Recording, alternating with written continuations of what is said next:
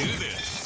It's the Real Jonathan Smith Show on Indy Sports Ticket, 1430 AM, 93.9 HD2, and always on the free Indy Sports Ticket app. Good morning. Welcome into the Real Jonathan Smith Show here on Indy Sports Ticket. Thank you for tuning in, no matter how you're tuning in, whether that's YouTube, Indy Sports Ticket. Maybe you're watching on X, __ Jonathan Smith to watch the show there and follow me there. You can also listen on that Indy Sports Ticket app, which you can also use to listen to the Dan Dockett Show from noon to 3. And, of course, 14:30 a.m. if you're driving around the Indianapolis area. Very sad show today. Today is my last show. I will be leaving. I'm going to talk about that a little bit today. But first, I do want to open with the Colts because I like talking about the Colts. It's been one of the more fun parts this year of getting to do the show. And I just want to be fully on record for this. Daniel Jones has to be extended by the Indianapolis Colts. It has to happen as soon as possible. The Colts have to lock Daniel Jones up because of what's going on with the Vikings. Daniel Jones is very clearly this year's Sam Darnold. Sam Darnold had a top 5 year amongst quarterbacks from a statistical standpoint. He was top 5 in like everything.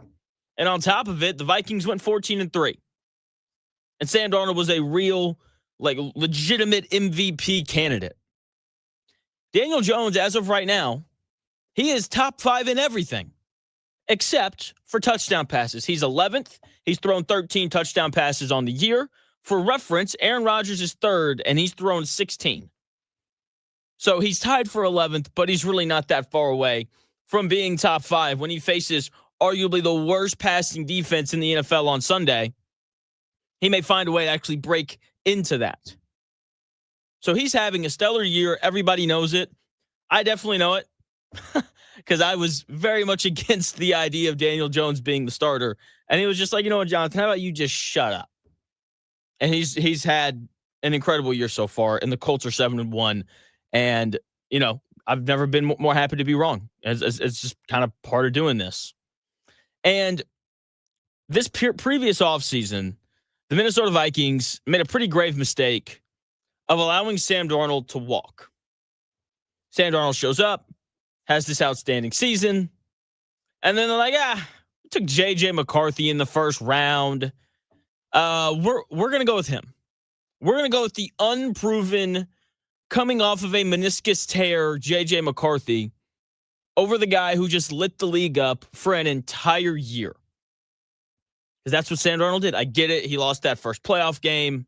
It happens sometimes.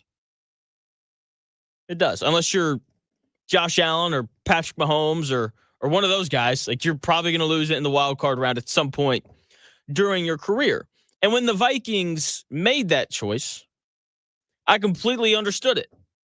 It's like, yeah, you know, if Kevin O'Connell can figure out a way for Sam Darnold to be good, then absolutely he can figure it out with J.J. McCarthy. Sam Darnold's going to go somewhere, and he's probably going to regress. That hasn't happened. And, you know, J.J. McCarthy's just going to step in, and, you know, he'll probably struggle a little bit to start, but eventually he'll be good. So, like, I understood the decision-making on the Minnesota Vikings part. You use this, you know, high pick to take a guy that you think's going to be good. They were just wrong about it. As of right now, there is still plenty of time for J.J. McCarthy to turn the ship around. Sam Darnold proved that. But as of right now, they made the wrong decision. They had J.J. McCarthy in the building for an entire year, which made me feel good about their choice. But you didn't get to see him on the field, which is, you know, that matters quite a bit. And they should have had a better idea of the kind of quarterback that he was going to be. Because, look, he hadn't played a ton this year. He got hurt again, and he missed 5 weeks, 6 weeks, 7 weeks, somewhere in there. And he's had like one good quarter. He had an awesome third quarter, week 1, against the bad Bears defense that has since then gotten significantly better, by the way. And it doesn't look like they made the right choice.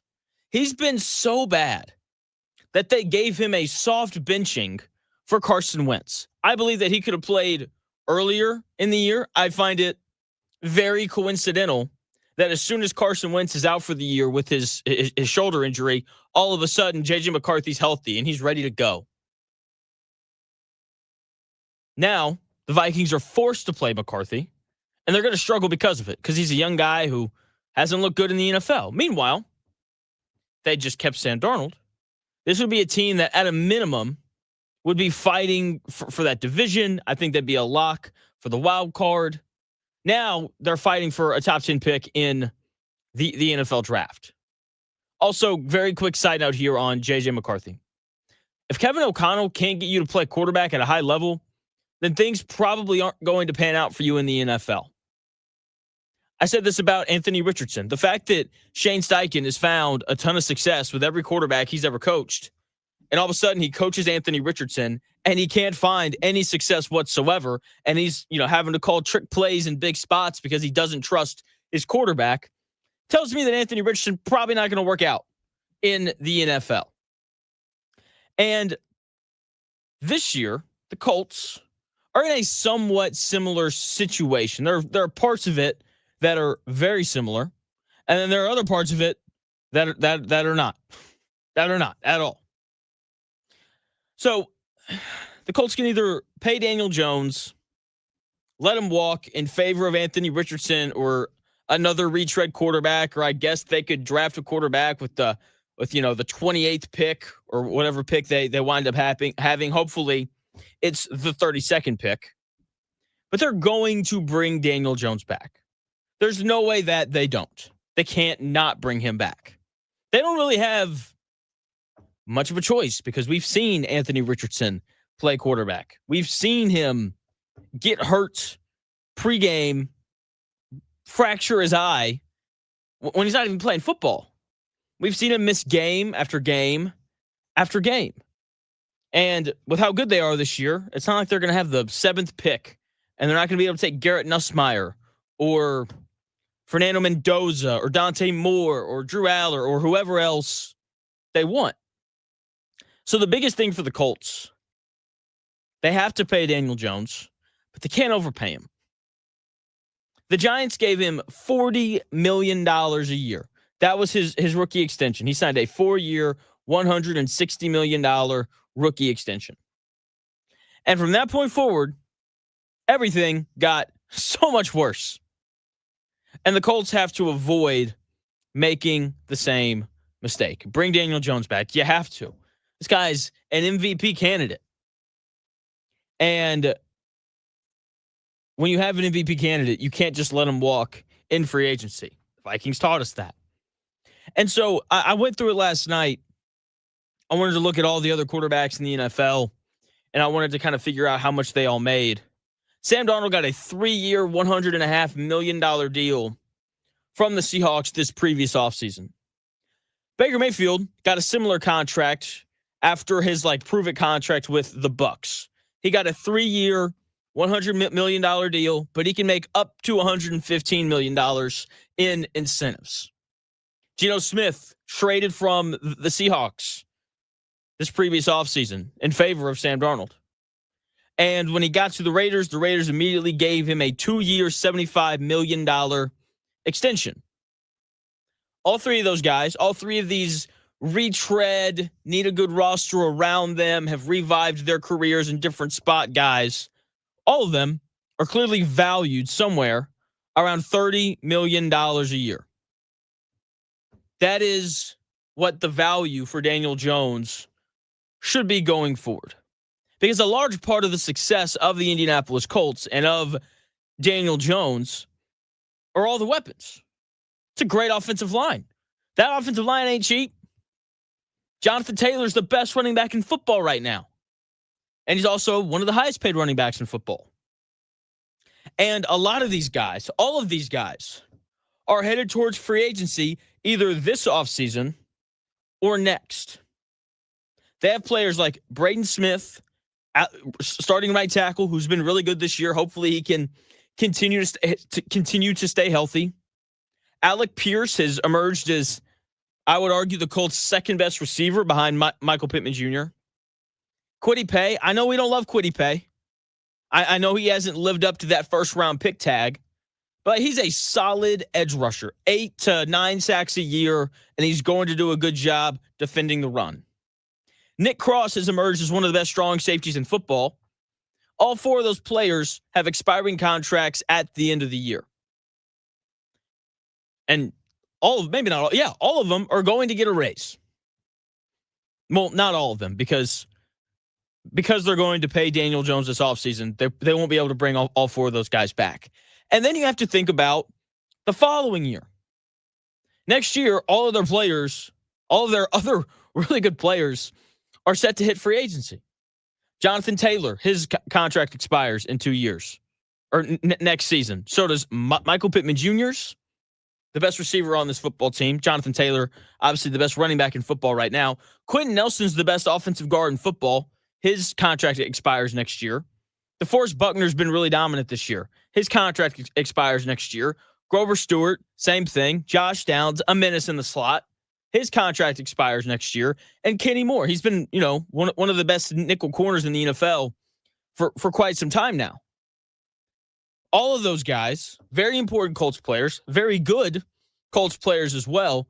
All of them have expiring contracts, not this season, but next. You need to bring a lot of those players back if you're going to be good. And if you pay Daniel Jones too much money, then you can't bring the majority of those players back. That's just the very simple reality of it. It's part of why the Giants struggled with Daniel Jones. They paid him too much money. So the Colts absolutely have to re-sign Daniel Jones. They just have to make sure they don't overpay. And that's going to be hard to do.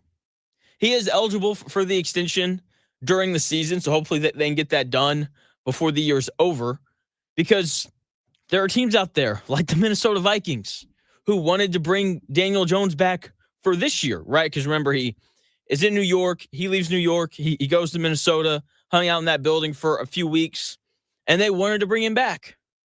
And he decided to come to Indianapolis instead because he thought he had a better chance of beating out Anthony Richardson than J.J. McCarthy. Great call on his part. Fantastic call on his part, because he was right. And so if he hits the free agency market, obviously the Colts will be in the running, but Minnesota is going to come calling. Another team that needs a retread quarterback for one reason or another is going to come calling. And you don't want that bidding war. So get it done during the season. He's clearly a good player. He's clearly over the hump, as Coach Woodson would say. So bring him back. If you're just tuning in and you didn't tune in yesterday or Wednesday, today is my last show. It's a very sad day for me. I woke up this morning and just didn't want to get out of bed because I was like, when I get out of bed, I got to go do a show. And it makes me sad that it's my last one. And so, I've said that I was going to talk about it on Friday. So now I want to hold up my end of the bargain here. And it's just tough because I love radio. 18 years old. I'll never forget doing my first show, talking about Aaron Rodgers for an hour. And that is not an exaggeration. That is what I did. That would have been almost 8 years ago now. And the show was awful, but I fell in love with it. Went to college thinking I was going to do something, like physical therapy or something like that. And then I did a radio show, and I was like, I don't want to do that anymore. I want to do this. And ever since then, I've worked really hard toward being able to do that, and getting to do it here for the last 2 years has been amazing. Working here at Cumulus for Indie Sports Ticket has been just a real blessing. Working with Double D, Dan Dockich, I'll be on his show today at 12:30, has been amazing. Working for my current boss, Mike, has also been amazing. And both of them have just taken a lot of time to really help me grow and become good at this. If you listen to the shows that I was doing at night when they first hired me, you would be like, this dude's terrible. This guy's got no future. But thanks to, Double D and Mike, that's changed. For those wondering where I'm going, I took a banking job. I love sports radio. I'm going to be trying to get back into it, I promise. But media is just in a really interesting spot right now. media's changing. Radio is changing quite a bit as well.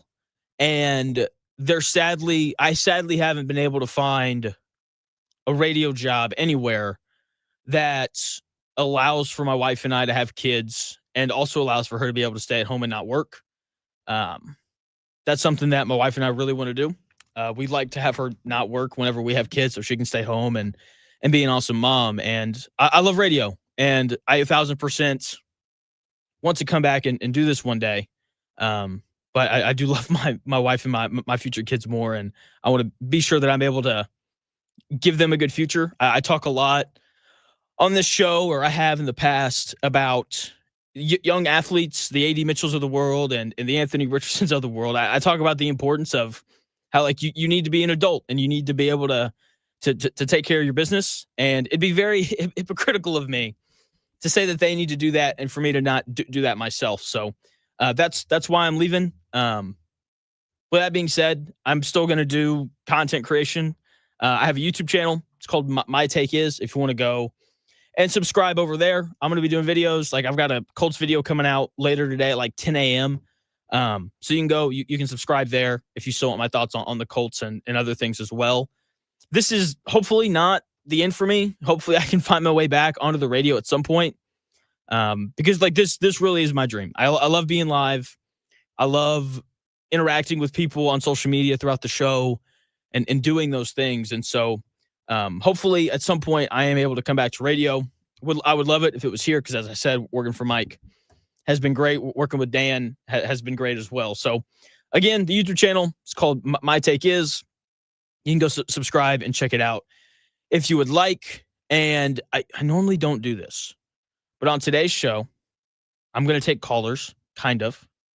317-228-1430. Call during the break, because I do have to screen you guys. I can't just throw you on the air. 317-228-1430. I'll screen the call during the break. And when we come back from break, I'll put on as many of you guys as I can. So when we come back here in about 4 minutes, hopefully we have a couple callers, 317-228-1430. And the Colts play the Steelers on Sunday. So we're going to talk a little Colts and Steelers later on in the show. Tony East is going to join at 8. Jared Dubin is going to join at 8:40. So a couple great guests as well for the last edition of The Real Jonathan Smith Show. 317-228-1430. If you want to call in, I'll be back in 4 minutes.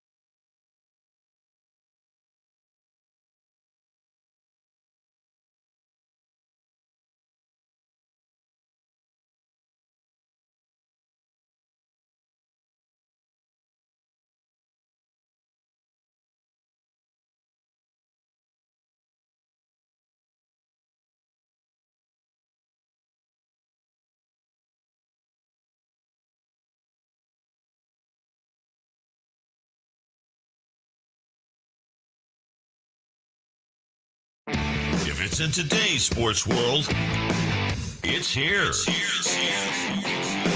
The Real Jonathan Smith Show on Indy Sports Ticket 1430 AM, 93.9 HD2, and always on the free Indy Sports Ticket app. Welcome back to the Real Jonathan Smith Show here on Indy Sports Ticket. Thank you for tuning in, no matter how you're tuning in, whether that's YouTube, Indy Sports Ticket.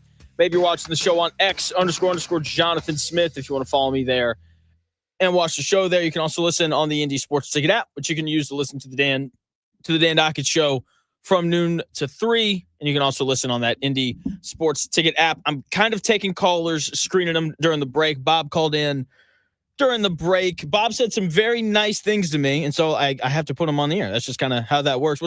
What's going on, Bob? How are you? Hi, Jonathan. I'm doing fine. Thank you. Yeah, of course. I am curious. So I know you said that you've been listening to me on Dan's show from noon to 3 and here in the morning as well. What's the dumbest thing you've heard me say? Because there's been a lot.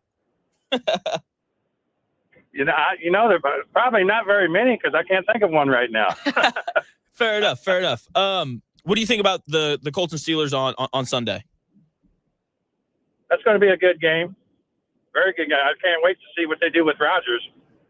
I can't either. I'm really intrigued just because like he looks all of 40 or 41. I just hope that the defense holds up. So we'll see how it goes. Bob, thanks for calling in. Thanks for listening. I really do appreciate it. Again, I'm taking callers kind of if you want to call in during the break. I'll screen you there and then we can get you on the air. So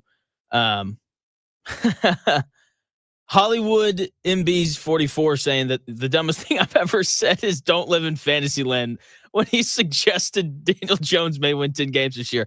Yeah, totally fair. That is, dumb on my part. As I said, I've said a lot of dumb things. So Colts Steelers on Sunday. I'm super intrigued by just what this game's going to look like. I don't think that the Steelers are very good. There's that part of it. With that being said, like they're definitely not the Titans. They're not, the Dolphins or anybody like that. Like they are a capable football team. Whereas if you play the Dolphins or the Titans and you turn the football over twice, you can still overcome that. I don't think that the Steelers are quite in that classification. Like if you give them the opportunity to beat you, then they absolutely will. If Daniel Jones turns it over twice, the Colts probably aren't going to win this game. It's the reality of it. And for Pittsburgh, they're such an interesting team because I think this just feels like this is the least Steelers team I've ever watched. The defense isn't great. The offense, it's not great either, but it's good. 11th in points per game, 3rd in red zone touchdown percentage, 16th in third down conversion percentage, and they're 16th in yards per play. So, like, they are a above average offense at a minimum. I would even say that their offense is good. And when you go through the Colts schedule, they haven't seen very many good offenses. Like the Dolphins offense this year hasn't been very good. The Cardinals offense this year hasn't been very good. The Broncos offense has been. The Rams offense obviously has been. The Chargers has been when Joe Alt's been healthy, and Joe Alt wasn't healthy in that game against the Colts. So this is a slight step up in competition, but it shouldn't be anything that these Colts can't handle. Because again, like this defense for Pittsburgh, it's cheese. You can just cut right through it if you are if you're this Indianapolis Colts team. Like this is the 32nd ranked pass defense in football. They give up more passing yards per game than any other team in the NFL. They cannot defend the pass. Whether it's,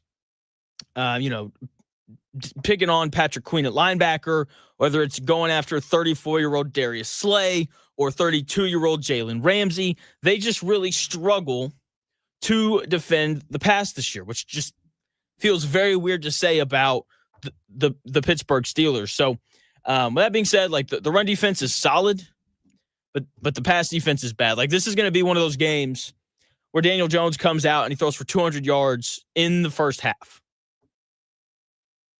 That's fully what I expect. And then in the second half, we'll see the hammer, Jonathan Taylor, getting back there and just having an amazing game, because I expect for the second half to be all JT as he continues his quest to win the MVP.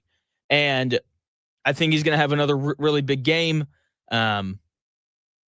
Because once again, this Steelers defense just very simply isn't very good. That's just the very simple reality of it. So the question is going to be, can the Colts not turn the ball over, and can they tackle well? Because of the way that the Steelers like to attack, it's a lot of quick passes. Their offensive line isn't great. If you were to look at their sack numbers, you'd be like, what do you mean? They gave Aaron Rodgers plenty of time. He never gets sacked. He never gets sacked because he snaps it and throws it very quickly, right? They don't run the ball super well either. And so can these Colts DBs come up and make the tackles necessary in order for them to slow down this Pittsburgh Steelers offense? Because it's, like I said, it's a lot of quick and bubble screens. There's a lot of tight end screens. They'll throw it to Jaylen Warren, their starting running back. He's their third leading receiver. DK Metcalf's their leading receiver, and then it's their tight end, Pat Freiermuth, and then it's their running back, Jaylen Warren. It's a lot of checkdowns from Aaron Rodgers. And to their credit, like it's worked. Like I said, the 11th, they're 11th in the NFL in terms of scoring offense. So you can't knock them too much. But this isn't a team like the Chargers or the Rams where Justin Herbert and Matthew Stafford drop back and really push the ball down the field. This is not what this Steelers offense is. If they do push it down the field, it'll be, DK Metcalf running a go and Aaron Rodgers throwing that beautiful back shoulder fade that he really likes to throw. That, and sometimes they'll find their tight ends running down the seam. But again, it's a lot of quick game. So Nick Cross, Cam Bynum, come up, tackle well. I trust both of them to do that. And if and when they do that, then you should feel pretty good about a Colts victory on Sunday. So that's what I expect. I have a lot of bets to get to today, and we have two guests. So I'm going to jump into the bets right now. We'll start with the NFL, where I am taking the Colts minus 3.5 against the Steelers. Colts are playing too well for me to bet against them right now. And the Steelers are sliding. They've lost 2 in a row. With that being said, big game for Pittsburgh because the Ravens are healthy. Pittsburgh only has a 2-game lead over the Ravens. They still played the Ravens twice, so they need to stack wins a little bit before they have to play Baltimore. I do expect for Baltimore to come back and win that division. But as I said, the Steelers are sliding. The Colts just continue to get better every single week, and So Colts minus 3.5. I'm going to take the Broncos plus 1.5 against the Texans. There's like a part, I love this bet because I think the Broncos should be favored, but I'm also very wary of this bet because the Broncos should be favored. This is a weird line, and usually I don't bet weird lines, but there weren't many other lines that I liked this week. Vegas is telling you right now they don't like the Broncos, even though they're 6-2. And when I saw the line, my immediate reaction was, injuries. The Broncos must have a bunch of injuries. Nope. Patrick Surtain, it's the only one. He's the only majorly important player who's hurt. And so with that being said, I still expect for the Broncos to win. I think that they're going to win pretty handily. I think they're going to live in Houston's backfield. CJ Stroud is going to get sacked at least 4 times. Bo Nix doesn't even have to be great to win this game. He just has to be average. And look, being average against that Houston Texans defense is not the easiest thing in the world. But Bo Nix, Sean Payton, this receiving core that seems to get better and better every week, at bringing in Troy Franklin, a rookie out of Oregon, has been very beneficial for them. It gives them a nice little change of pace compared to Cortland Sutton.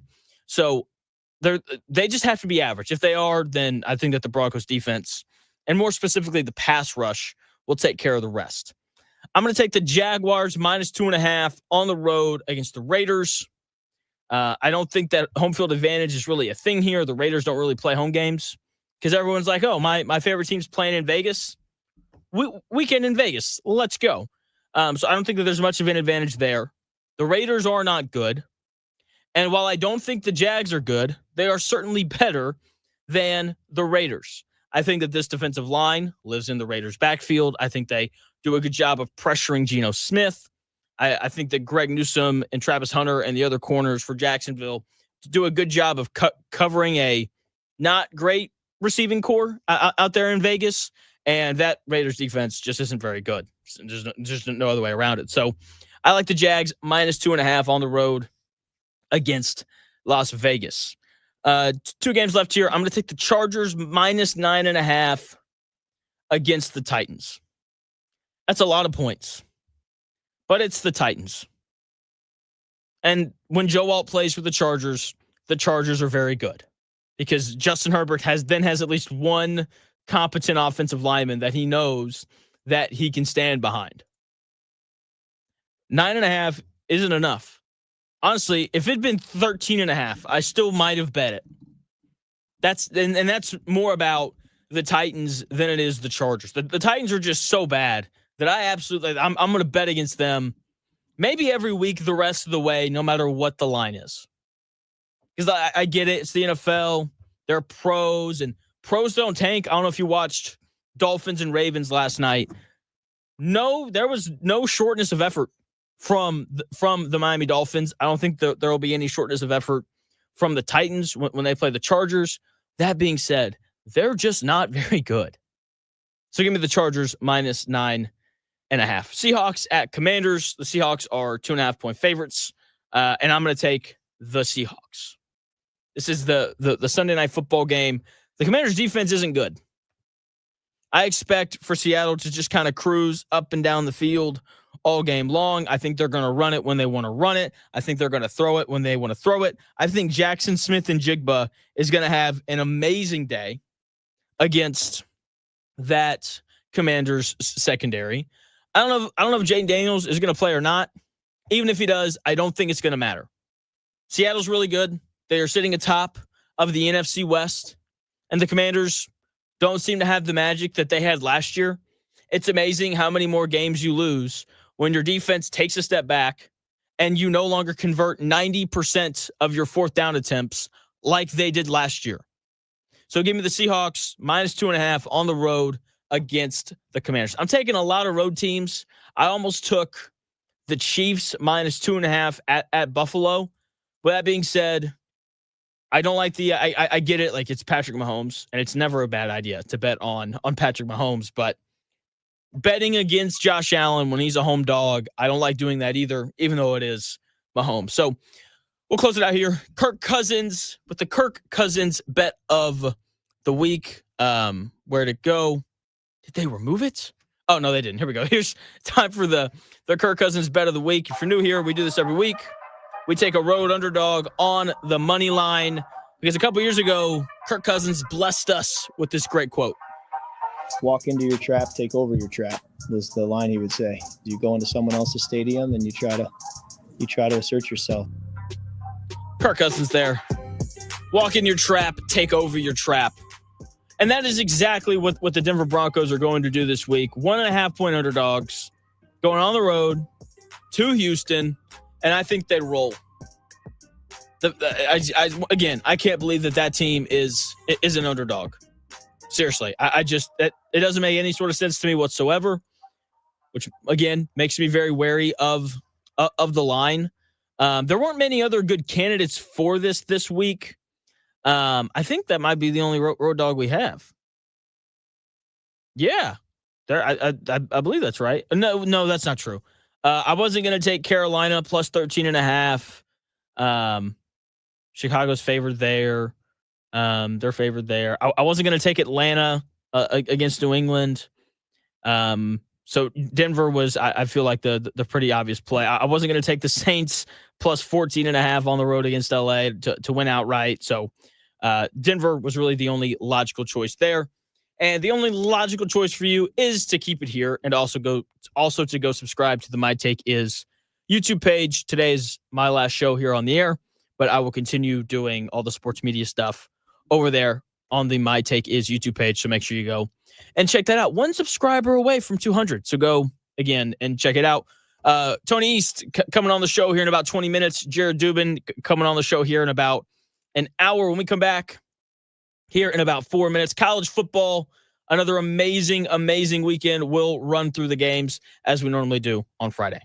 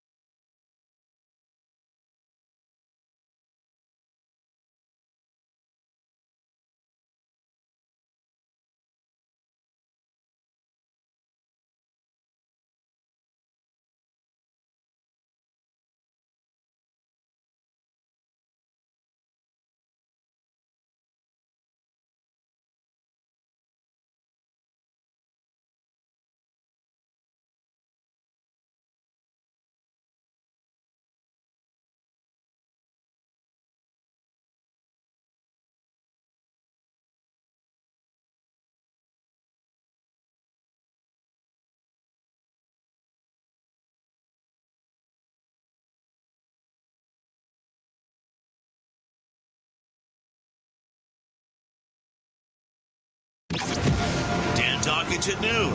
The Real Jonathan Smith Show. Now.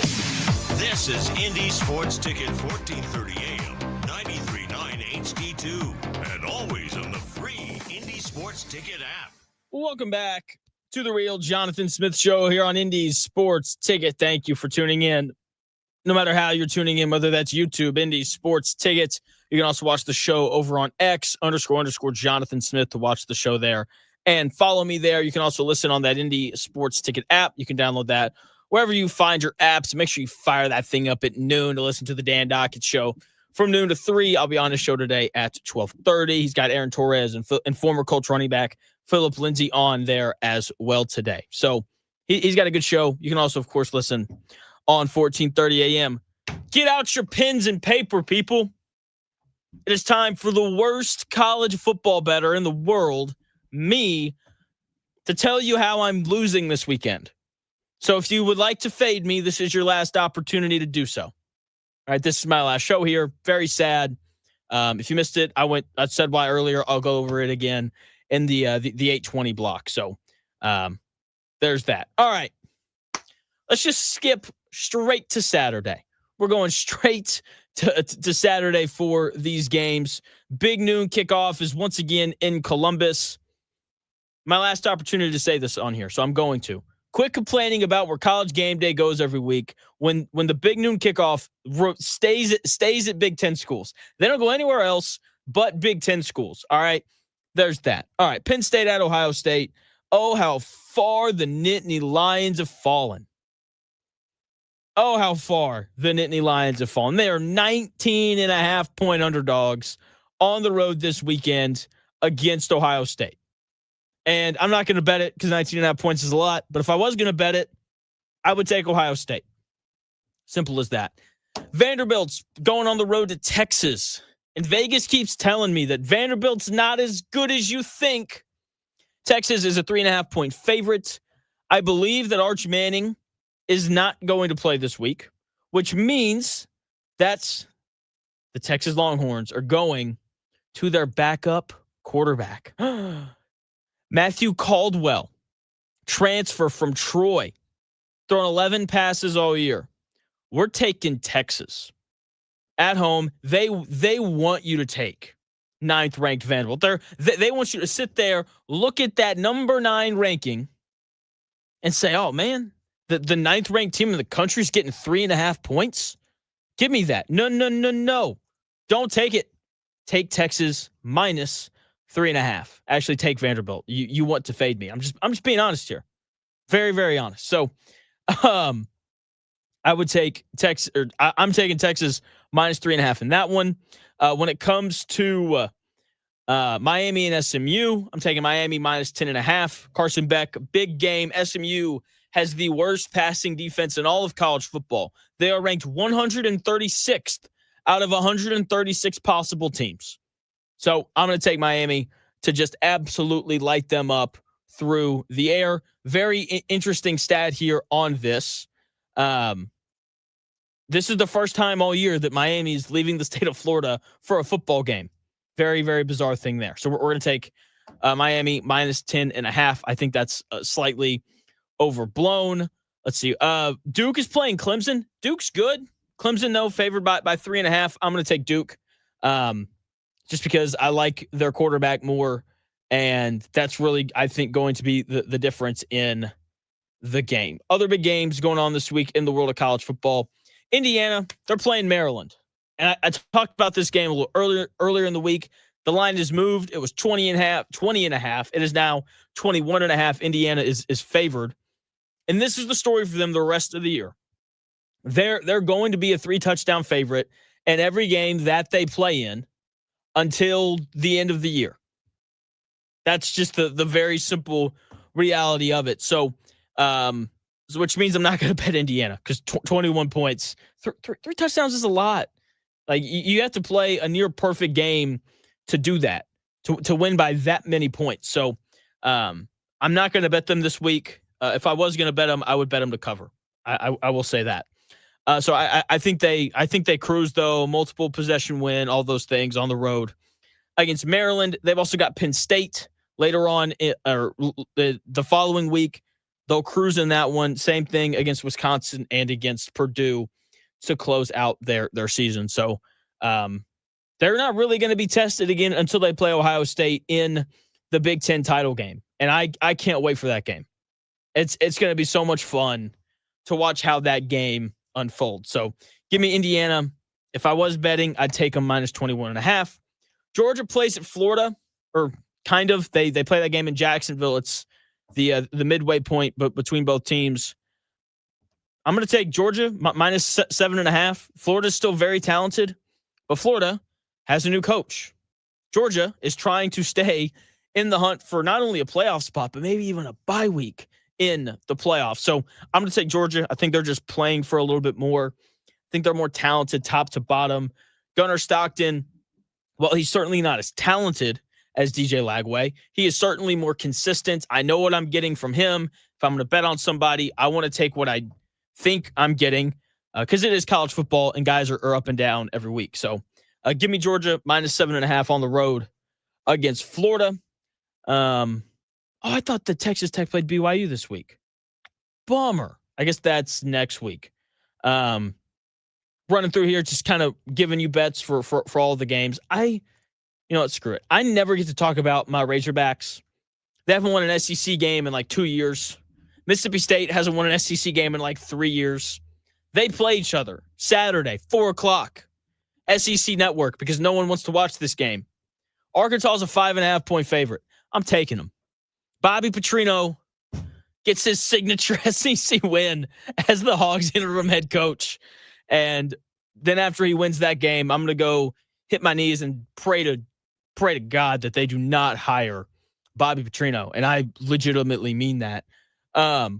There's that. South Carolina's playing Ole Miss. South Carolina's a tough out. They have a lot of just talented players. Like Lenore Sellers, probably going to be a first-round pick. They have multiple players on that defense that are going to flirt with being a first-round pick. So I'm going to take South Carolina to cover the 12.5 points on the road against Lane Kiffin and Ole Miss. Maybe Lane Kiffin's a little preoccupied, talking to LSU in Florida. We'll see. What else we got? Oklahoma plays Tennessee. That is the biggest game of the night. Josh Heupel, obviously the starting quarterback of Oklahoma when they won a national championship all those years ago. Games in Knoxville, big game here. I'm going to take Oklahoma to cover. I think John Mateer finally plays well. It's his third game back since the thumb surgery. I think he plays a really good, crisp game.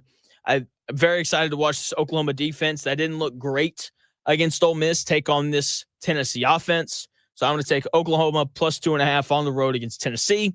That means that you should take Tennessee. USC, they're playing on the road against Nebraska.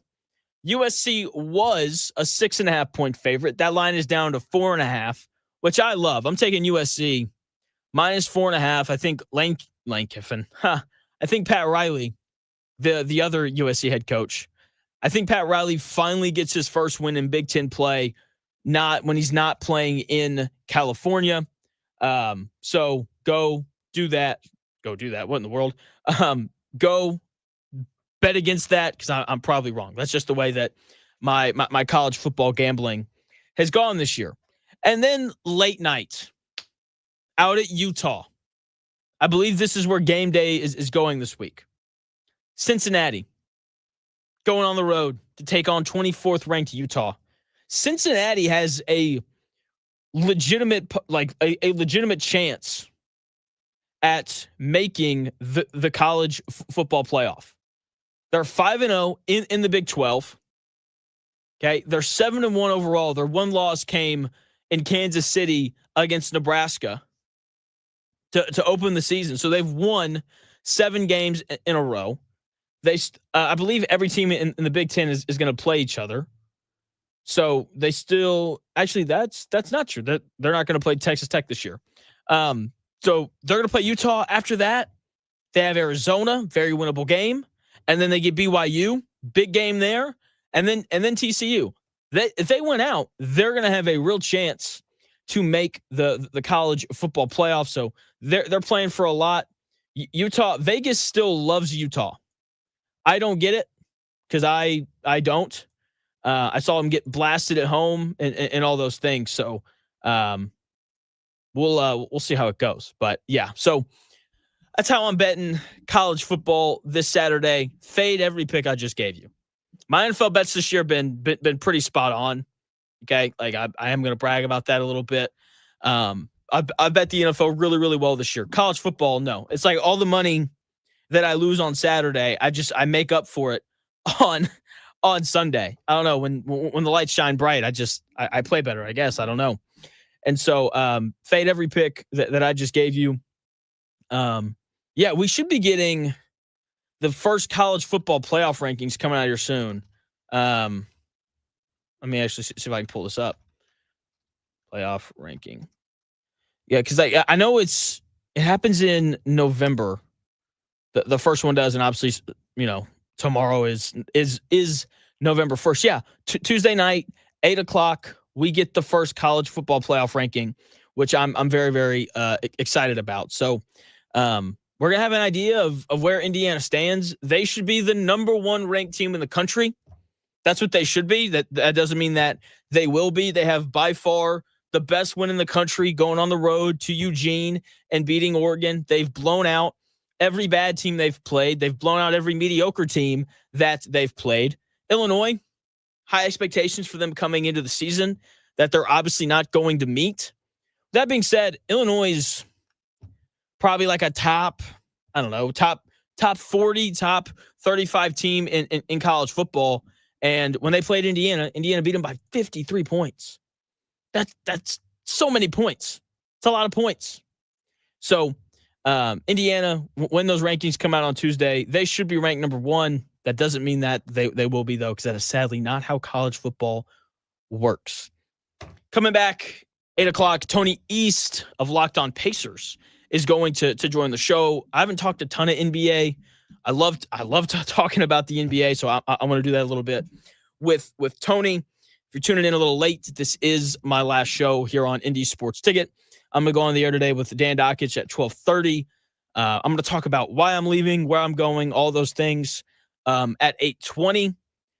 What I can tell you right now is if you want to continue to follow my stuff and hear my opinions on the Colts and IU and Purdue and all those things, you can go subscribe to the My Take Is YouTube page. We're sitting at 199 subscribers right now. So we need one more for 200. It'd be really cool if we could hit that today. So feel free to head over there and check it out. I know I've got a Colts video coming out later today at like 10 a.m. So if you want to go and check that out, that would be awesome. When we come back, Tony East of Locked On Pacers to talk about the Pacers season, and we'll probably do some general NBA discussion there as well.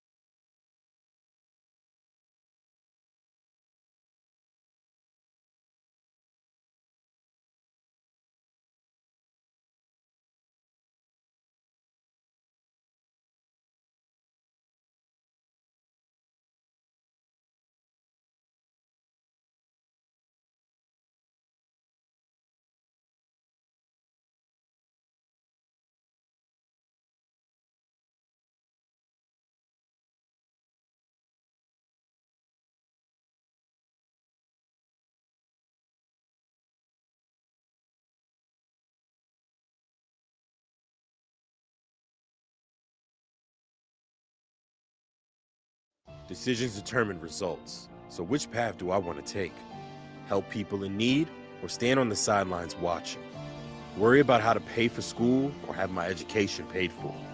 Push myself and learn new skills or stay the same? My decision is to serve part-time with the Army National Guard, and my results will be life-changing. What will you decide? Go to NationalGuard.com to learn more about part-time service. Sponsored by the Indiana Army National Guard.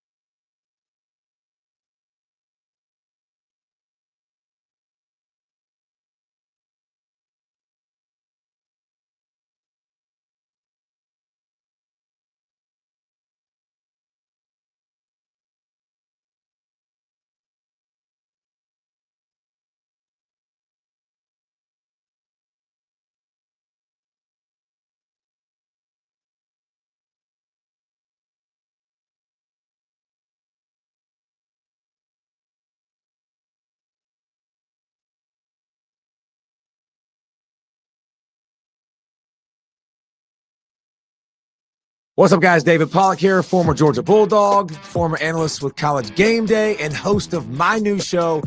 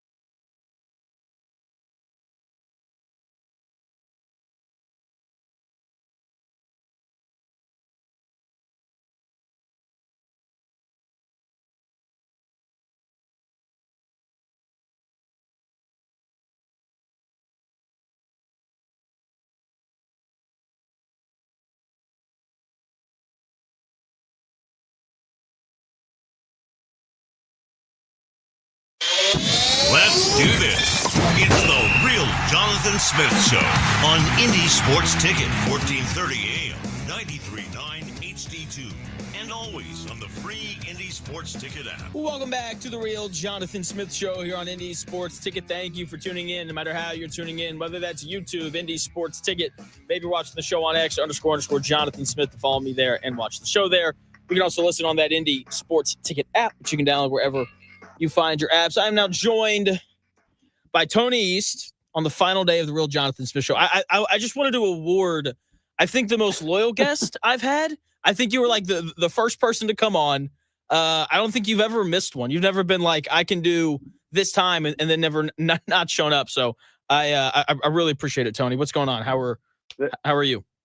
I think there was one day I missed it somehow, and then we did it like 30 minutes later or something. It was a hoot every time. I'm sad it will not happen again, but a hell of a run, man. The show was awesome. Thank you. I appreciate it. We'll get you on the YouTube channel once that gets rolling. Yeah, so okay. You got it. Let's talk Pacers though. It's really weird. I'm so excited for this season, and then everyone got hurt. What is kind of the timeline on everyone coming back, and how good do you expect this team to be when everyone finally gets healthy? Yeah, it's been frustrating, right? Like, even if you thought they'd be decent like I did, it's like it's totally understandable why they stink right now, which is the worst way for a team to stink. It's not the fun way. 6 of their top 8 from last year currently not available for them. One of them, of course, plays for the Bucks. Timeline-wise, it's tricky because Halliburton, we know, the whole season. Toppin's going to miss over a month. Ben Matherin's going to miss a couple weeks, maybe several weeks. Other than that, it's all kind of murky, right? We know the reevaluation time for TJ McConnell and Cam Jones is in about 10 days on November 9th, and we have gotten nothing from Rick Carlisle in terms of timelines for Nembhard, Furphy, Taylen Peter, other guys. And I think those guys are shorter term than the rest, which is potentially why it's not like so important to have a specific timeline on them. Both Furphy and Peter have been upgraded to questionable for tonight's game against the Hawks, but they're probably the least important too of all those players, right? So yeah. Of all the guys that were projected to be starters or in the rotation, still TBD. Like Nembhard, he was progressing and doing some stuff in practice earlier this week before that game against Dallas. So I think he'd probably be closer than the rest of that group, but they need all those guys back as soon as possible. Like, they still have not won a game, and any sort of specific timeline, they might have to be aggressive, which is crazy to think. You'd think this would be a season where they could be super lax about timelines, and if they lose a few more games, whatever. Like, they can't right now. They're starting too bad. Yeah, it's like you said. Like, there's just, look, when you're playing Mac McClung, who I love, like, that tells you all you need to know about where they're at in terms of the injuries. Joined by Tony East, who covers the Pacers. He hosts the Locked On Pacers podcast. He also writes for Forbes, Circle City Spin, and is that the 9 basketball or the IX correct. Basketball? The 9 basketball? The 9, you were right. Okay, yep. Where he covers the Fever as well. So I think everyone is very excited about Benedict Mathurin and the increased touches that he's going to get. He was really good in that game against the Thunder. Who else are you kind of looking at who's going to have a bigger role that you're kind of excited to see either the development of them or just kind of how far they've come over the last few years?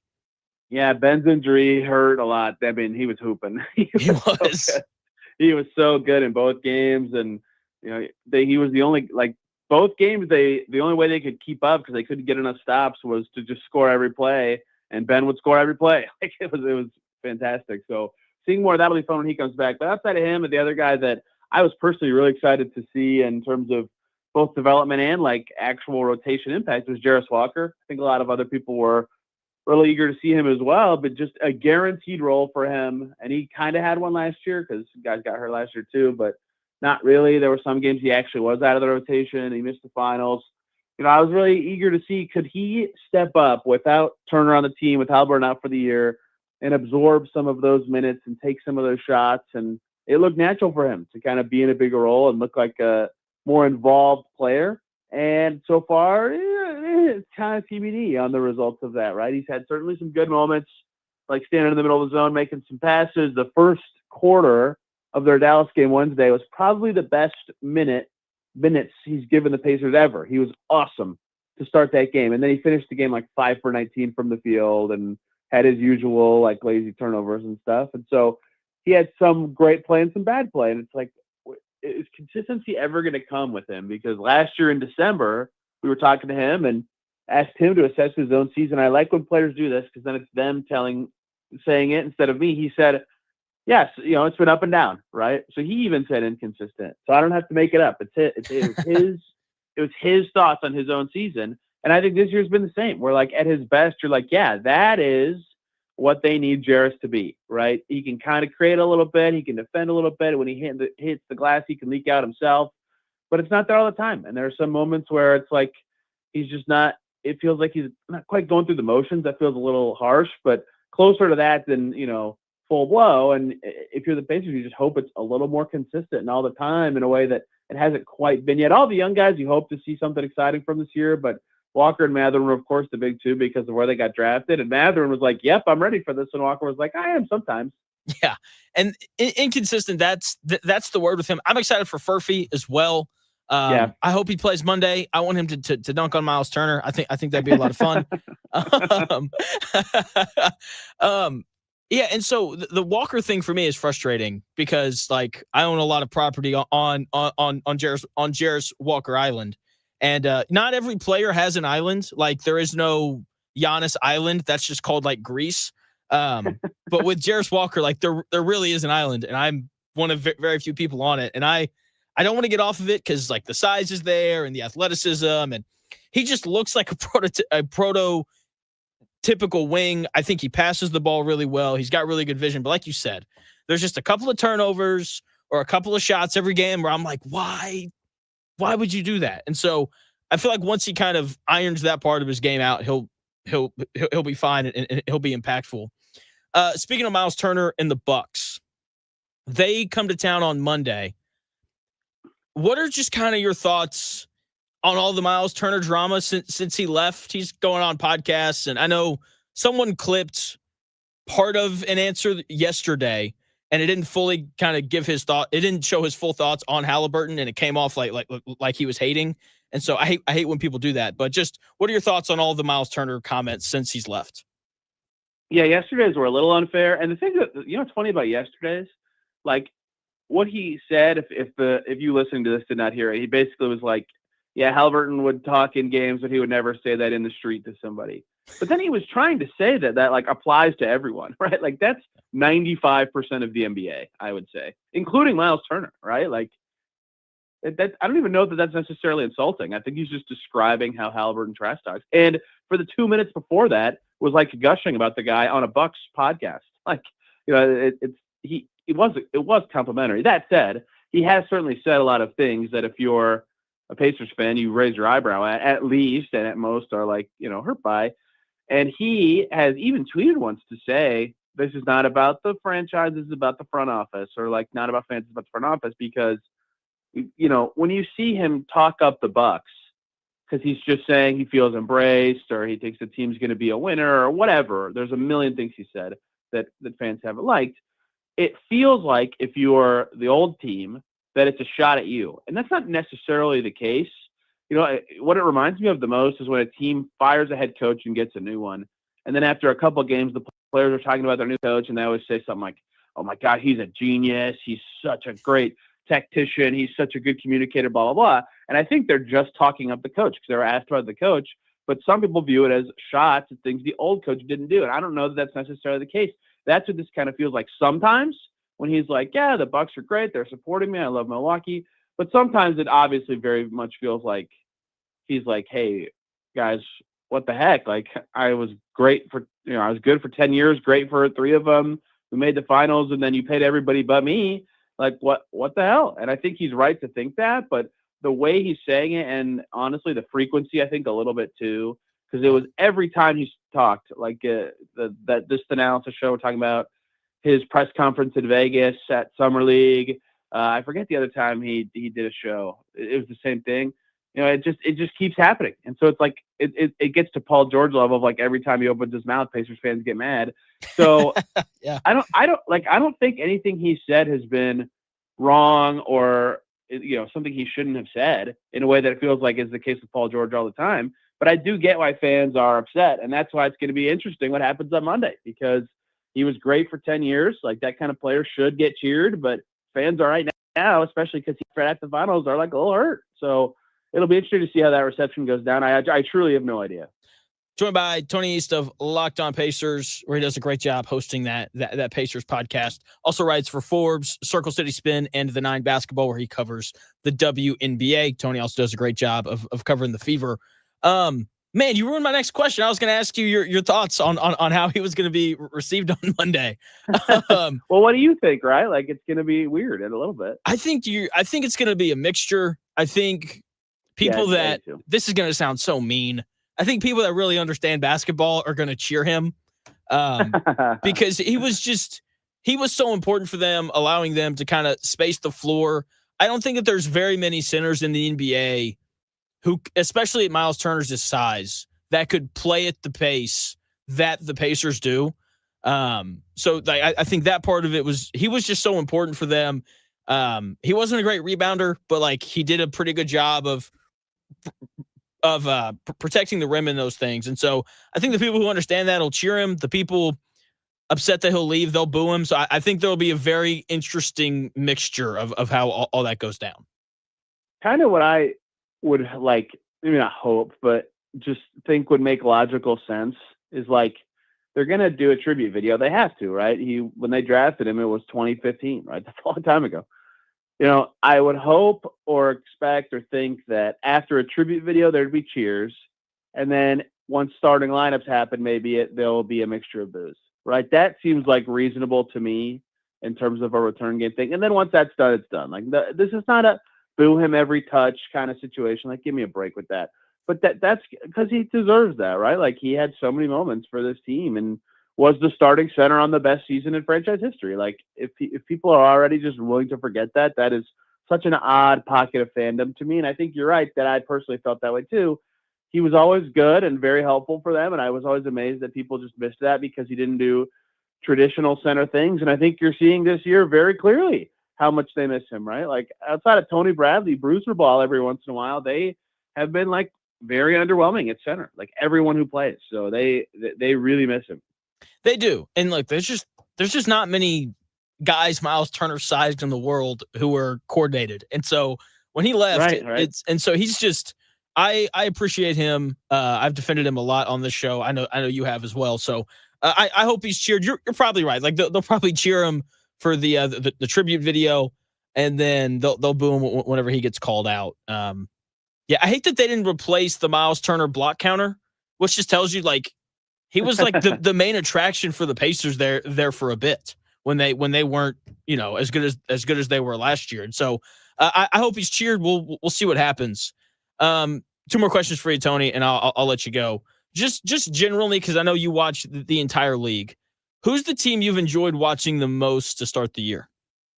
Oh, the Spurs, I mean, are the lame person answer, right? Like, yeah. So, like, my start way of answering that is the Spurs stole my late alarm, which I used to for a long time when Steph was like prime Steph and like could just go nuclear any second. I would set alarms when the Warriors played, like to watch it if I was available. Okay. And now I changed that. I don't do it for the Warriors. I do it for the Spurs because Wemby does every night something that I'm like, I have never seen that before.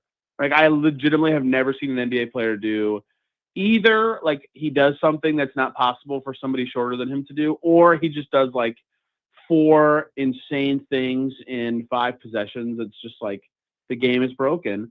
Last night, for the first time, they played the Heat, and Davion Mitchell was guarding him. And I was like, yes, that's kind of the thing that I think is next for Wemby is his dribble has to be so long because he's so tall. Can a guard steal it? Like, is that the way to slow him down? Because so far no one's figured it out and they're 5-0. So they have been super fun. And the other one is a team we were texting about yesterday. The Sixers are fun. And they're fun because of 2 totally different players in their expected era, right? This is supposed to be the Paul George, Joel Embiid era. It's not going to be. It's going to be the Tyrese Maxey, VJ Edgecombe era. And it's starting right now, right? Opening night was crazy because Edgecombe didn't miss a shot for forever and got all the praise about how great he played. And then I look and I'm like, Maxey was better. Like, he had whatever it was, 45, 50 points.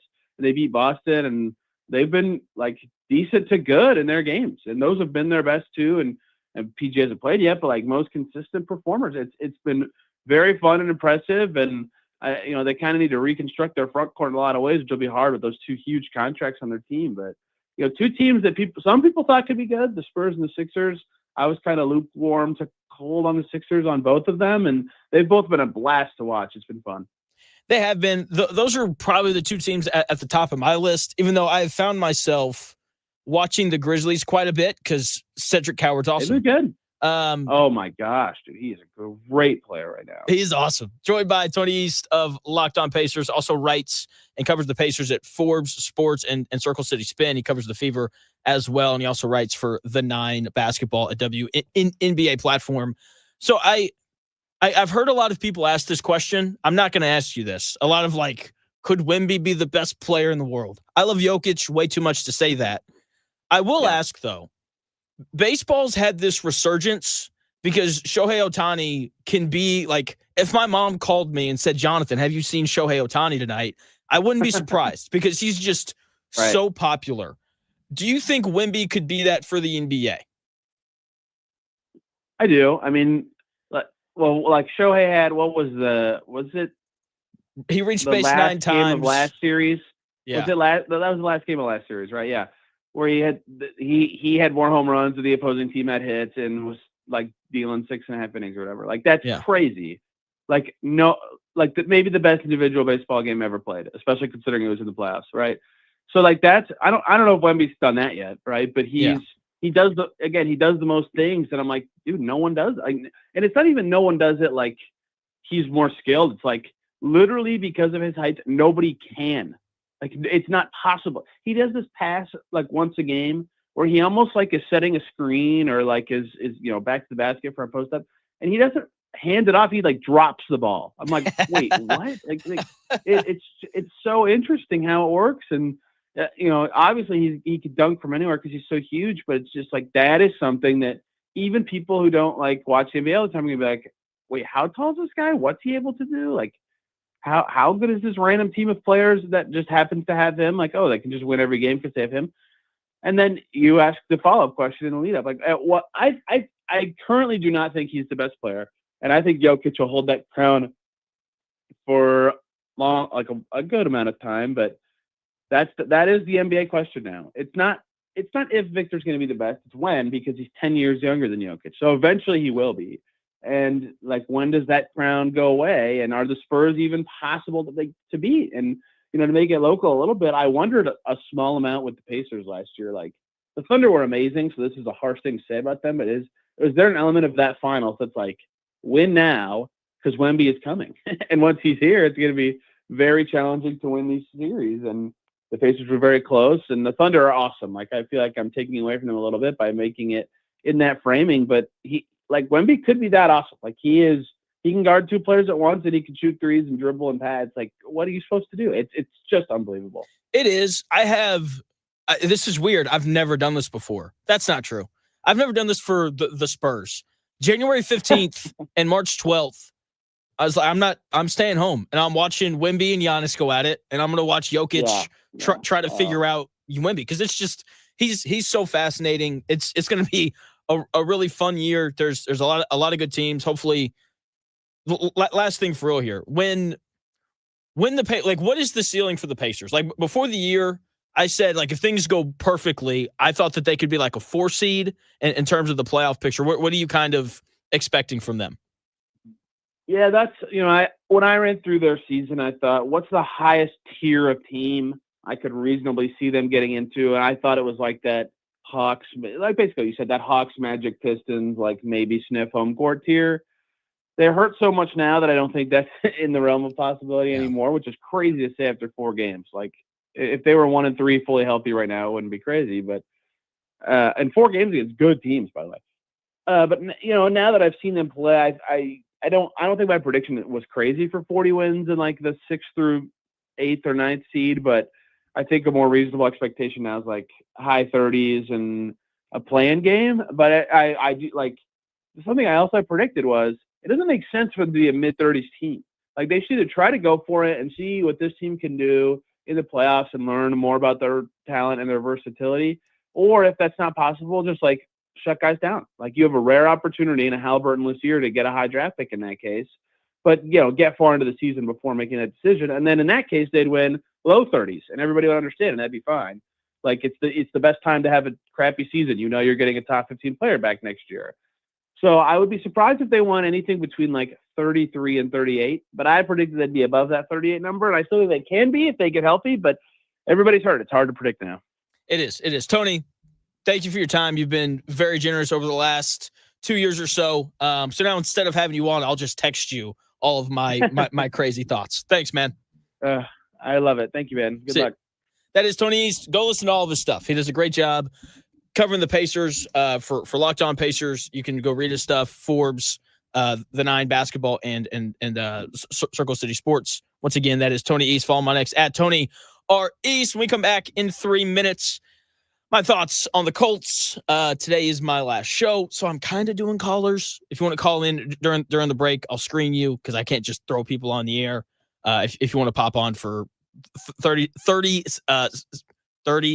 seconds or so, 317-228-1430. That is the number. And we'll talk a little Colts when we come back. And I will, fully unload on where I'm going and why I'm leaving and all those things.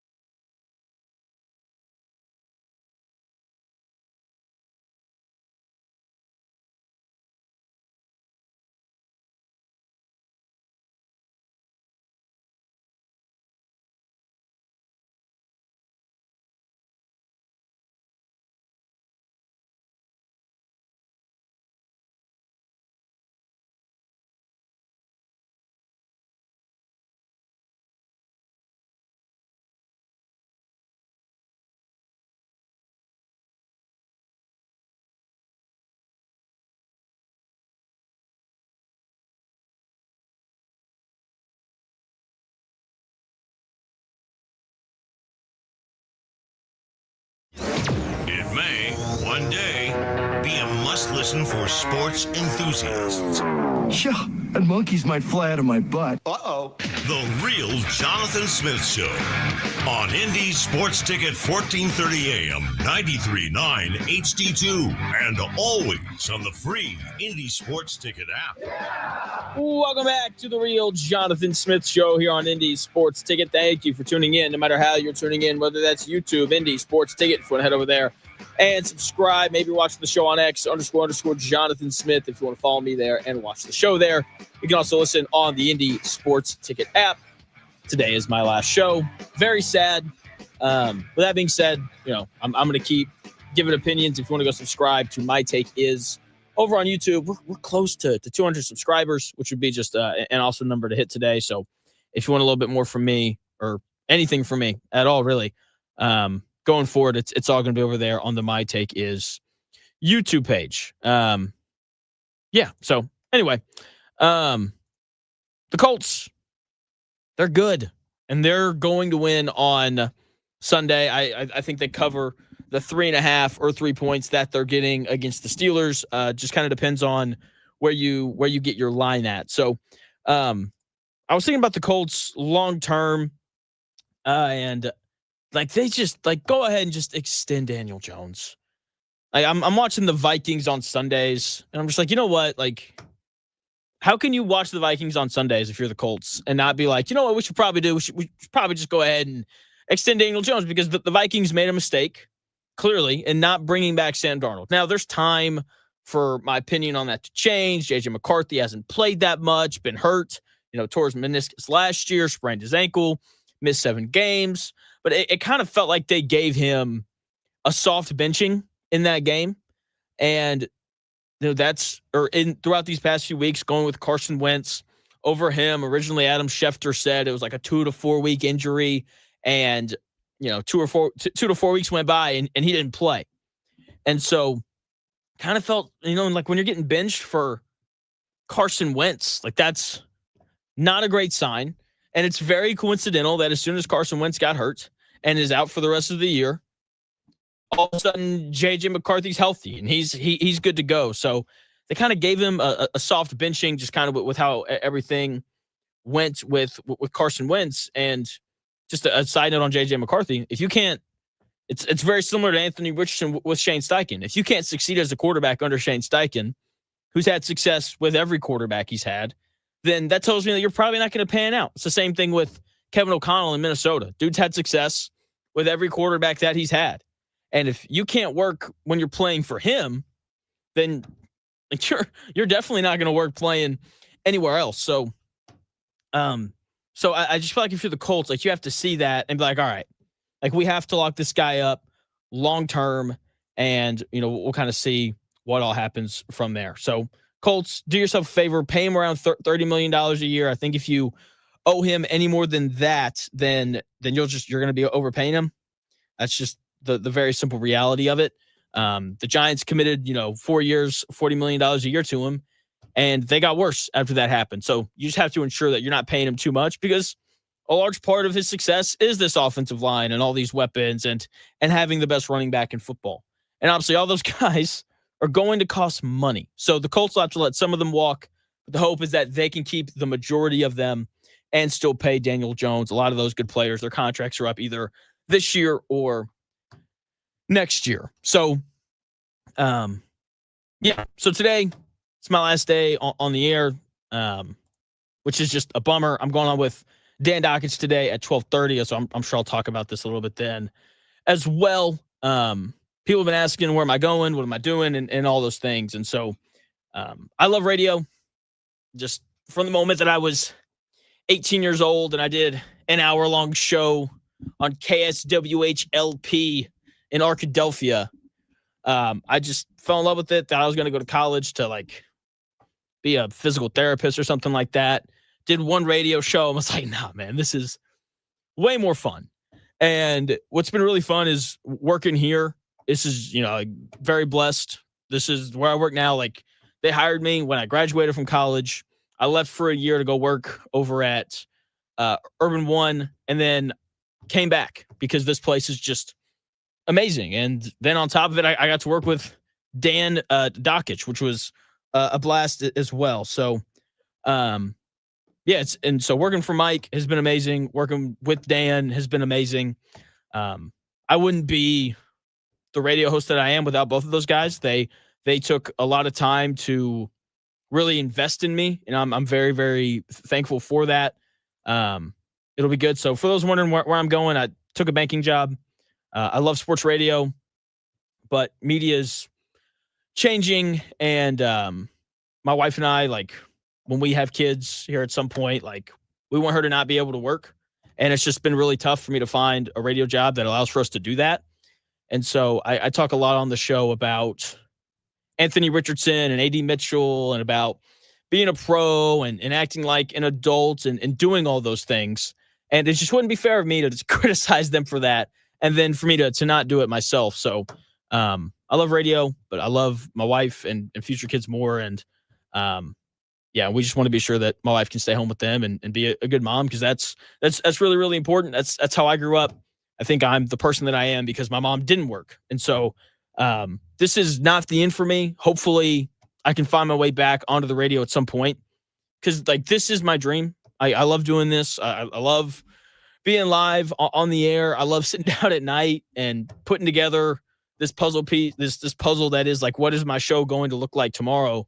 And I love doing all that, and I'm certainly really going to miss it. With that being said, I'll be on YouTube during kind of the time being. The YouTube channel is called My Take Is. I'm gonna have all my Colts thoughts there, all my Pacer thoughts on other things as well, just all sorts of things. Anything sports related. If I have thoughts on it, it'll be over on the My Take Is YouTube page, and you can go and check that out. Brian Hossey saying I'm talking way too maturely. I know, man. It's just I don't like being mature. Being an adult is not fun. I don't like it.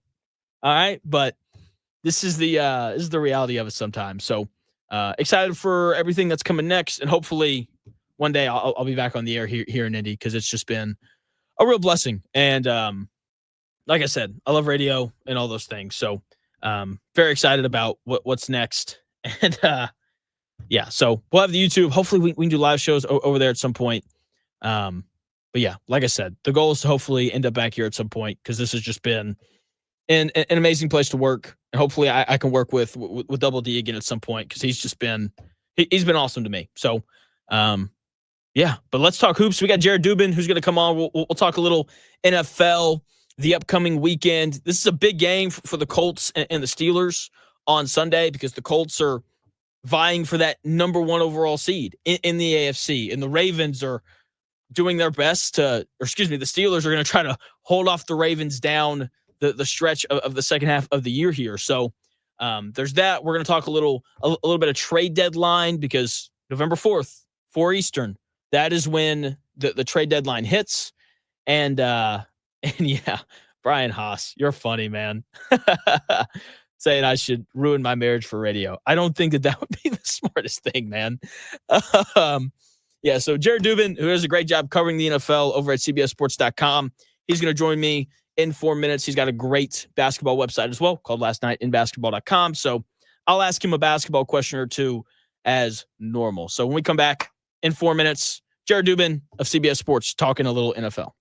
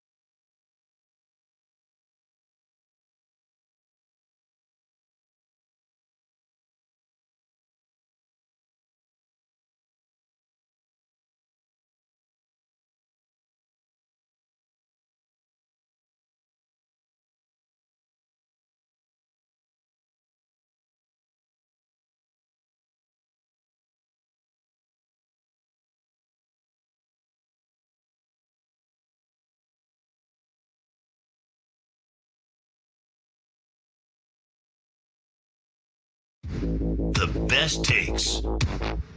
Maybe. The Real Jonathan Smith Show on Indy Sports Ticket 1430 AM, 93.9 HD2, and always on the free Indy Sports Ticket app. Welcome back to the Real Jonathan Smith Show here on Indy Sports Ticket. Thank you for tuning in, no matter how you're tuning in, whether that's YouTube, Indy Sports Ticket. Maybe you're watching on X, _ Jonathan Smith. Follow me there and watch the show there. You can also listen on that Indy Sports Ticket app. Joined now by the one and only Jared Dubin, who does a great job covering the NFL over at CBSSports.com. Does a great job covering the NBA over at Last Night in Basketball.com as well. Jared, what's going on, man? How are you? I'm doing fine, man. How are you? I'm doing really, really well. I want to start with the Colts, and I will, as always, ask you random questions about the NBA because I just can't really help myself. The Ravens, they win last night. The Steelers-Colts game now becomes, I think, a really big game for both Pittsburgh as they're going to try to hold off the Ravens, who seem like they're going to go on a bit of a run here. And obviously the Colts are vying for the 1 seed in the AFC. What do you think are the chances of the Ravens catching Pittsburgh at some point during the season? I actually just wrote about this for CBSSports.com, so that's a pretty funny coincidence. The sportsbook seems to think that the chances are really good. They've got at FanDuel, which we just wrote about this, they have the Ravens as a 59% chance to win the division, which is pretty incredible considering they're a game and a half back of the Steelers. And when you look at the schedules, honestly, it makes sense. The Ravens have a pretty easy schedule left, and the Steelers have a pretty tough one. And, you know, they're coming off those 2 consecutive losses and then 2 consecutive wins for the Ravens. Pittsburgh's got the Colts, like you said, this Sunday. It could easily be a 1-game separation between the 2 teams after Sunday, like when we wake up on Monday. And then they've got 2 games left against each other. If the Ravens sweep both of those games, I would say that they're pretty damn likely to win the division. And if they split, I think they're still pretty likely to win it just because of the schedule they've got left. That's how I feel about it as well. It also helps that I don't think that the Steelers are very good. No. This is like, it's so weird to watch a Steelers team that has a bad defense. Like, and it's just weird because like they have all these name brand guys that are a little bit older. Why has the Steelers defense struggled so much this year? I wish I could say it was a personnel thing, but I think it's a scheme thing. They often have players doing things that they shouldn't necessarily be doing. You'll get linebackers and slot receivers. So often this is a problem that we've seen with them for years. They're not getting quite as much pressure as we're used to. And when you don't get all that pressure, it puts a lot of pressure on the defensive backs. And those guys just haven't necessarily played at the best of their ability so far this year. They're giving up a ton of catches to running backs. They're giving up a ton of catches to tight ends. The receivers are killing them. Like, I think a lot of it is just a pass defense, and it doesn't seem like they're scheming things well. It doesn't, and it's surprising to me because, like, the Steelers spend more money on their defense than anyone else in football. And it feels up to me. It's like, if I'm spending all this money, I'm going to figure out everything that I can to ensure that this defense is good. And it hasn't really happened yet. For the Colts, I don't think people are worried about the game on Sunday. I think they're much more worried about the trade deadline on Tuesday. How active do you expect for the Colts to be, and what position would you like to see them address at the deadline? Because there's definitely some options there. Yeah, I think the secondary is probably the best place to address things. You know, the defense, much more than the offense, is a need, I would say. And shoring up the pass defense would be really good. So that's the area I would look. I think they'll try to be active, but, you know, you're seeing some of these cornerback deals so far. Bill Barnwell from ESPN has talked about this. Everybody in the league is looking for outside corners, but there aren't any available. So they're trading for slot corners instead. And the Colts already have a slot corner. So it'll be interesting to see what they decide to do there. Tariq Woolen, that's the guy that I have circled. We'll see if the Seahawks are willing to move him or not. Once again, this is Jared Dubin, who does a great job covering the NFL over at CBSSports.com, does a great job covering the NBA as well over at Last Night in Basketball.com.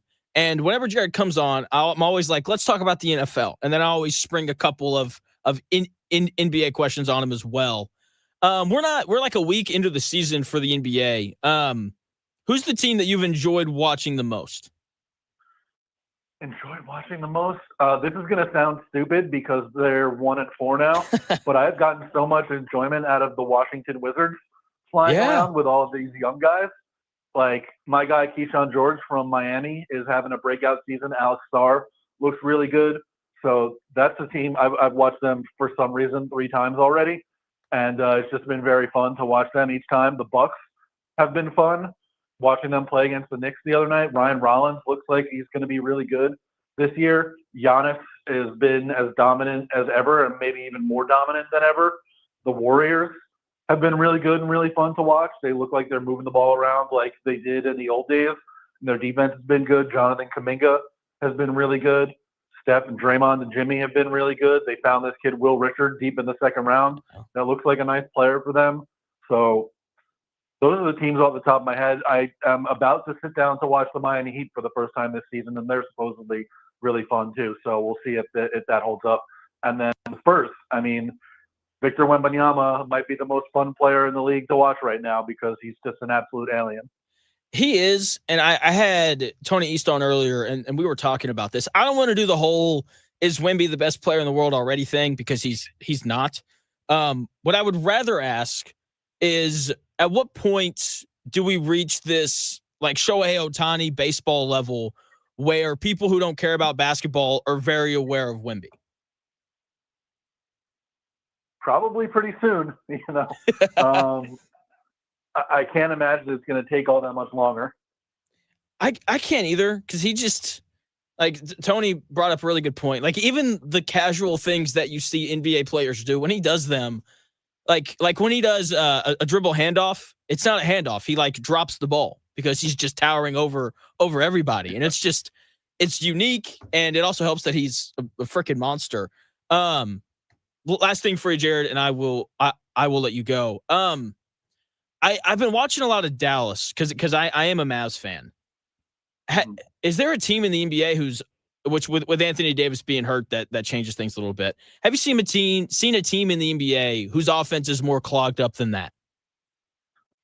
Off the top of my head, I'm not sure, but I mean it makes sense. They are trusting an 18-year-old wing to play point guard. Yeah. That's something that is not going to help you on the court right away, even if it might help Cooper Flagg over the course of his career. Like, I say this all the time. If you don't have really good point guard play, you're probably drawing dead as an offense in the NBA. And trusting, like I said, an 18-year-old wing to be your point guard is not the way to get good point guard play. So even though I obviously still have extremely high hopes for Cooper Flagg, and we've seen flashes early on here and there, it's not necessarily that they're not putting him in position to succeed. It's that using him in that position doesn't put the team in position to succeed offensively this year. It doesn't. Last thing for real here, Jared. As you know, I always do this. I say last thing and then I ask 4 more questions. Jared Dubin, who covers the NFL over at CBSSports.com, and he covers the NBA over at lastnightinbasketball.com as well.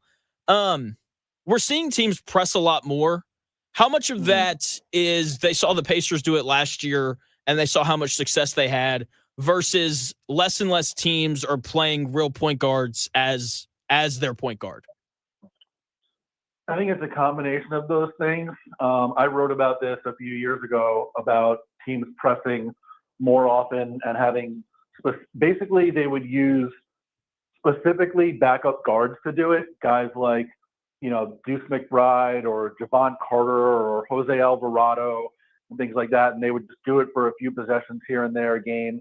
And basically the idea is that you force the opponent to get into their offense slower than they might like to. And we saw the Pacers take that to new levels in the playoffs, not just last year, but the year before too. They did it against the Bucks when Damian Lillard was kind of hobbled. They did it against the Knicks when the Knicks were basically everybody was hurt and it was just Jalen Brunson that was able to handle the ball. They did it in the conference finals against the Celtics, didn't work quite as well against them. And then obviously they did it throughout last season and throughout all of last year's playoffs. And it is a copycat league, and it's really hard to replicate what the Thunder do. So replicating what the Pacers do is not necessarily an easier path, but something that's more accessible to more teams, just because all you're doing is asking your players to play up the floor a little bit more and exert themselves a little bit more. And I think that's connected to the fact that we've seen some deeper rotations for teams this year. More teams using 10 guys, some teams using even 11 guys on some nights. And it's because if you're putting all that pressure on and playing so much harder, you got to be able to conserve energy, and that's connected to the deeper rotations, I think. And this is just looking at the history of the NBA. The league's never been deeper, and that's probably part of it as well. I think that's a really good point. Jared, thank you for your time. I told you off the air, this is my last show. I really appreciate you over the last 2 years or so, just being so willing to come on and listen to my nonsense. So I really appreciate it, man. Well, it hasn't been nonsense, and thank you for having me. I appreciate it. Thank you. That is Jared Dubin. You can check him out on X at JADubin5. He does a great job covering both the NBA and the NFL. You can read his NFL stuff at cbssports.com. You can read his NBA stuff at lastnightinbasketball.com. Just a really smart guy, really nice guy as well. He is a Knicks fan. That is like the one hold up there. But he's a really nice dude. So I got about 5 minutes left. This has been fun, man. I freaking love the radio. Colts Steelers on Sunday. Give me the Colts, man. -3.5. They're going to roll Pittsburgh. Absolutely roll them. They're going to be 8-1. People in downtown Indy are going to be going crazy because they're going to come back here the week after that. And they've got, I believe, no, that's right. They go to Berlin next week. I think that they roll the Falcons because the Falcons just aren't. The Falcons are just extremely up and down. So the Colts are just they're in such a great spot, and like this team's probably going to grab the 1 seed. Like either the Chiefs or the Bills are going to pick up a loss this week. And in terms of like the quality of the AFC, in terms of teams being really good, it seems like those are the two teams that are going to be battling with the Colts to grab that 1 seed. And so with one of them losing this week, that's going to give the Colts an extra game up. I think we're pulling for the Chiefs in that game because the Chiefs already have more losses than Buffalo does. So Colts -3.5. We'll just call it the lock of the weekend. They're just playing so well right now, and as long as they can avoid turning the football over a couple of times, I don't know how they don't cover that 3 or 3.5 point spread, depending on where you make your bets. So can't wait for that game. Daniel Jones, man, never been so happy to be so wrong. Like in the last 2 years, this is by far the most wrong I've been about anything. And it makes me happy just because doing the shows when the Colts are good is significantly better than when the Colts aren't good. So I think they cover this week. I think 14-3, 15-2 is a real possibility for them. I think the only two teams left on their schedule that are maybe better than them is obviously Kansas City coming up in a month, the first game after the bye, and Seattle later on in the year as well. And that game against Seattle is also on the road. So outside of that, though, like this Colts team, they are legitimately one of the 5 best teams in the NFL, and it's because of Daniel Jones. Like I would vote Jonathan Taylor for MVP because I think he just makes everything easier for Daniel Jones. With that being said, the Colts weren't winning 10 games a year when they didn't have Daniel Jones. So he's going to have a real shot at MVP. So is Jonathan Taylor. If he can get to that 29 total touchdown mark, which he's on pace for, then he'll have a real opportunity to do it. If he can break LaDainian Tomlinson's 2006 record of total touchdowns in a season with 31, then I don't know how you don't give it to him, considering he's also on track for, like over 2,200 yards of total offense. And he's doing that without playing in the fourth quarter of a lot of these games. So can't wait. Gonna be a blast. And yeah, so that's going to do it here on the Real Jonathan Smith Show. I've had a blast doing this show for the last 2 years or so. It's my last show. It makes me sad. I've just been very blessed to work here and to do all the radio things. I'm going to keep doing content stuff. If you want to go over to YouTube, subscribe to My Take Is. That's where all of my stuff is going to be going forward. And I really do hope that one day I can wind up back on the airwaves and I can take callers and we can just have a blast talking about the Colts and the Pacers and all those things. Like my, like the 5 best hours of my day, a lot of times has been doing my show and then turn around and doing Dan's show. And so I'm really going to miss it. I'm going to be on Dan's show today at 12:30. Dan's got a killer lineup today. Me at 12:30. Aaron Torres is coming on, and so is Philip Lindsay. And so his show's going to be awesome. I'll be on his show today at 12:30. To everyone who's listened at all over the last 2 years, I really appreciate it. And I'd appreciate it if you followed me over on YouTube as well. My take is, if you want to go find it and subscribe, I got a Colts video coming out later today at around 10 a.m. So feel free to go over there and check it out. So thank you guys again so much for tuning in. All the support has just been a real blessing. And hopefully I will talk to you again at some point here on the radio. Signing off for the last time, not ever, but the last time for now. Jonathan Smith, the Real Jonathan Smith Show. I'm going to look back on this time really fondly. Thank you again, just to Mike and Dan for investing in me the way that they have. And you guys will all be missed. So my take is on YouTube if you want to keep following me. If not, all good. I get it. So then the Dan Dockett Show comes your way at noon today. I'll talk to you at 12:30 when I'm on his show. See ya.